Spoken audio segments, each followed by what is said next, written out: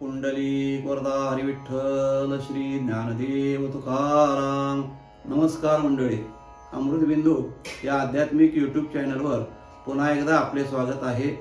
आजच्या चिंतनाचा श्लोक असा आहे: अहंता गुणे नीती सांडी विवेकी, अनीती बळे श्लाघ्यता सर्व लोकी, परियांतरी सर्वही साक्ष येते, प्रमाणांतरी बुद्धी सांडोनी जाते.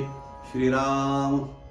मंडळी, या श्लोकामधून समर्थांनी अहंकाराचा आणखीन एक सगळ्यात मोठा जो तोटा आहे किंवा अहंकारामुळं अहंतेमुळं होणारं माणसाचं जे नुकसान आहे त्याबद्दल या श्लोकामध्ये सांगितलेलं आहे. समर्थ म्हणतात, अहंता गुणे नीती सांडी विवेकी. अहंकार झाल्यानंतर विवेकी मनुष्य सुद्धा स्वतःची नीतिमत्ता सोडून अनितीनं वागायला लागतो. हे समर्थांनी या ठिकाणी सांगितलेलं आहे. अहंकार मग तो कशाचाही असू द्या, तपाचा अहंकार असेल, ज्ञानाचा अहंकार असेल, एखादा सत्ता मिळाली तर त्या सत्तेचा अहंकार असेल, कोणत्याही धनाचा अहंकार असेल, ते ज्याच्यामुळं ते अहंकार प्राप्त झालेला आहे, ज्या साधनामुळं, त्या कोणत्याही साधनाचा त्या ठिकाणी विचार जरी केला तरी अहंकार त्या ठिकाणी आला की तो अहंकार अनितीनं वागायला माणसाला भाग पाडतो. नाही, मनुष्य तसा वागतोच बहुतांशी. तपाचा अहंकार असेल, ज्ञानाचा अहंकार असेल, आपल्याला सगळे उदाहरणं पाहता येतील. तपाचा अहंकार जो विश्वामित्र मुनींना झाला, दुर्वास ऋषींना झाला, आणि त्या अहंकाराच्या योगाने ते अनितीनं वागले. विश्वामित्राचं दृष्टांत आपल्याला माहिती आहे. 60,000 वर्ष तपश्चर्या केली, परंतु माझ्यासारखा तपस्वी प्रतिसृष्टी निर्माण करता मीच आहे असा एक प्रकारचा अभिमान आणि अहंकार त्यांच्या ठिकाणी झाला. आणि त्या अहंकारापोटी तो कोणालाच जोखीनाशे झाले विश्वामित्र. तेव्हा त्यांचा तो तपोभंग करण्याकरता म्हणून इंद्रदेवाने मेनकेला त्या ठिकाणी पाठवलं आणि तिच्या प्रेमजाळ्यामध्ये फसून सर्वनाश त्या ठिकाणी तपश्चर्याचा विश्वामित्रांचा होऊन गेला. तेच आपण जर उदाहरण तुकाराम महाराजांच्या बाबतीत बघितलं तर तुकाराम महाराजांच्या ठिकाणी अहंता नव्हती, अहंकार नव्हता, मी सामर्थ्यवान आहे असा भाव नव्हता. त्यामुळं एक वेश्या त्या ठिकाणी त्यांचा तपोभंग करण्याकरता आलेली असताना, जाई होतो माते न करी सायास, आम्ही विष्णुदास तैसे नहो, असं म्हणून तिला आईचा गौरव दिला. एका वेश्येला आईचा गौरव देणारे तुकाराम महाराज आणि स्वर्गातल्या मेनकेबरोबर प्रेमविलाप करणारे असणारे विश्वामित्र ऋषी, ह्या दोघांच्या मध्ये फरक हाच आहे की त्यांना तपश्चर्येचा झालेला अहंकार, त्या अहंकारामुळे माझं कोण काय करतंय, माझं कोण काय वाकडं करतंय, हल्लीच्या भाषेत बोलायचं झालं तर अशी एक वृत्ती निर्माण होते बेदरकारपणाची, आणि तो मनुष्य अनितीनं वागतो अहंकाराच्या योगानं. दुर्वास ऋषींची तीच अवस्था आहे. तपश्चर्याच्या जोरावरती कोणालाही शाप द्यावा, कारण नसताना त्याला छळ करावा, हे दुर्वास ऋषींचं काम होतं. अंबरीश राजाचा कोणता अपराध होता की त्याला त्यांनी छळ निष्कारण त्याला त्रास दिला, शाप दिला? का तर मी तपस्वी आहे, मी म्हणजे काय, माझ्यासारखा कोण, अशा प्रकारचा सतत अहंकार अंतःकरणामध्ये असल्यामुळं त्या माणसाला नीतिमत्ता सोडून अनितीनं वागायला तो अहंकार भाग पाडतो आणि सर्वस्वी त्या माणसाचं नुकसान करून त्याला अधोगतीला नेतो. असा हा अहंकार आहे. तपाचा अहंकार, ज्ञानाचा अहंकार, धनाचा अहंकार दुर्योधनाला, रावणाला, संपत्तीचा, सत्तेचा अहंकार, ज्या ज्या म्हणून अहंकाराच्या अधीन माणसं गेली ती माणसं शक्यतो नीती सोडून वागतात आणि स्वतःचं आणि समाजाचं नुकसान करतात. आजकाल जे मोठमोठे महाराज लोक तुरुंगामध्ये आहेत, आपण बातम्या ऐकतो, त्यांचं कारण काय आहे, कशामुळे तुरुंगामध्ये गेले ते? तर मी एक मोठा महाराज आहे, माझा समाज फार मोठा आहे, माझा शिष्यवर्ग फार मोठा आहे, माझं कोण काही करू शकत नाही, अशा प्रकारची वृत्ती झाल्यामुळं ते अनितीनं वागले आणि ते समाजासमोर उघड झाल्यानंतर जेलमध्ये जाऊन बसावं लागलं ना त्यांना. याचं कारणच हे आहे. कोणी नुकसान केलं हे? तर त्यांच्या ठिकाणी असणाऱ्या मोठेपणाच्या अहंकारामुळे हे नुकसान झालं.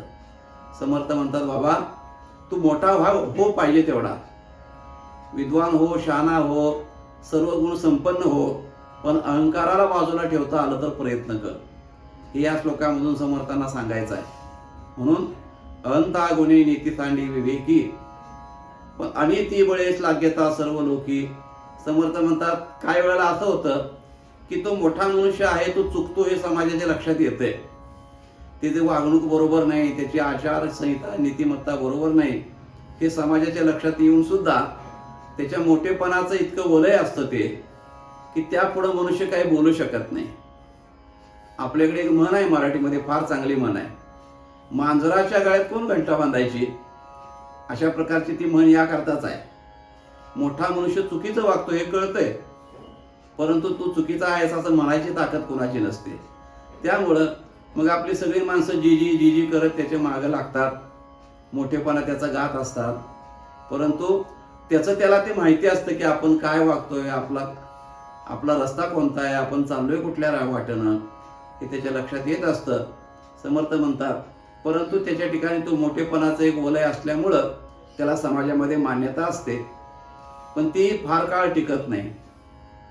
कुठंतरी घडा भरल्यानंतर ती मोकळी होतेच आणि सत्य परिस्थिती लोकांच्या समोर येत असते. म्हणून एवढ्या करता अहंकार आणि अहंता कोणत्याही गोष्टीची माणसाने अंतःकरणात बाळगू नये हे सगळ्यात महत्वाचं आहे. समर्थ म्हणतात की असं जरी वागत असला, मोठेपणा जरी असला, परी अंतरी सर्वही साक्ष येते. समर्थ म्हणतात परंतु त्याच्या अंतःकरणाला माणसाची दोन मन असतात, एक बाह्य मन आणि एक अंतर्मन. अंतर्मन जे असतं ते माणसाचा सारासार विचार करत असतं आणि बाह्यमन जे असतं ते बाहेरच्या परिस्थितीने निर्णय घ्यायला लावतंय. उदाहरणार्थ एखाद्या घरामध्ये आपण गेलो, तिथे एखादी काहीतरी वस्तू दिसली एखाद्या माणसाला, ते बाहेरचं मन म्हणते घे उचलून घाल खिशात, दुर्मिळ वस्तू आहे, महाग वस्तू आहे असं बाहेरचं मन सांगते. तो मनुष्य उचलून खिशात घालायचा प्रयत्न करतोय, घालतोय, पण आतलं मन म्हणत असतंय हे जर त्या माणसाला कळलं तर परत आपल्याला घरात येऊन देईल का, परत आपली काही लायकी राहील का, हे आतलं मन म्हणत असते. त्या अंतर्मनामध्ये मात्र सगळ्या गोष्टीची साक्ष तिथं नोंद असते. म्हणून मनुष्यानं बाह्य मनाचं कधी ऐकू नये, अंतर्मन आपलं काय सांगतंय हे ऐकावं. बाहेरचं मन हे खड्ड्यात घालायला माणसाला तयार बसलेलं आहे, पण आतलं जे मन आहे ते विचार करून तू करतोयस ते योग्य का अयोग्य हे सांगणारं आतलं मन आहे. त्या मनाचं साक्ष जे असते ती माणसाने विचारत घ्यावी. पर्यांतरी सर्वही साक्ष येते. म्हणून समर्थ म्हणतात प्रमाणांतरी बुद्धी सांडवली जाते. त्याला ते सगळं कळत असते, शास्त्र प्रमाण माहिती असतात, काय केल्यानंतर त्याचं फळ काय आहे हे माहीत असते. कारण तो दुसऱ्याला मोठ्या मोठ्या ज्ञानाच्या गोष्टी सांगत असतो म्हटल्यानंतर त्याला माहिती नाही असं होत नाही. परंतु बुद्धी आणि मन अहंकाराच्या अधीन झाल्यामुळं त्या गोष्टीकडे तो दुर्लक्ष करतो आणि चुकीच्या मार्गाने आचरण करून स्वतःची हानी करून घेत असतो. समर्थ म्हणतात यापासून माणसानं सावध राहिलं पाहिजे. परमार्थामध्ये आणि व्यवहारामध्ये दोन्हीकडे या गोष्टी लागू होणार आहेत. परमार्थामध्ये विशेष करून जास्त या गोष्टीचं फार महत्व आहे, पण व्यवहारामध्ये त्याला महत्व आहेच नाही असं नाही. तेव्हा समर्थाने आपल्याला फार मोठा सल्ला या श्लोकामधून दिला की बाबा तू धनाने मोठा हो, ज्ञानानं मोठा हो, तपानं मोठा हो, सगळ्या बाजूने मोठा हो, पण त्या मोठेपणाचा अहंकार आणि मला कोण काय करते अशा प्रकारची बेदरकार वृत्ती मनामध्ये बाळगून कोणती गोष्ट करू नकोस. धर्मशास्त्रानं सांगितलेल्या नीतिमत्तेचं आचरण कर आणि सरळ मार्गाने गेल्यानंतर त्याला सद्गती ही सरळ प्राप्त होणारी आहे.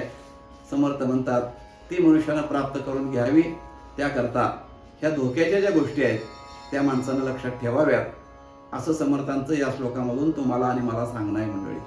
तेव्हा असं हे असणारं आजच्या श्लोकाचं चिंतन आहे. आपल्याला चिंतन कसं वाटतं ते जरूर कळवा. चॅनल अवश्य सबस्क्राईब करा आणि इतरांच्यापर्यंत त्याची माहिती जरूर द्या. भेटूया मंडळी पुन्हा पुढच्या भागामध्ये. तोपर्यंत नमस्कार. रामकृष्ण हरी.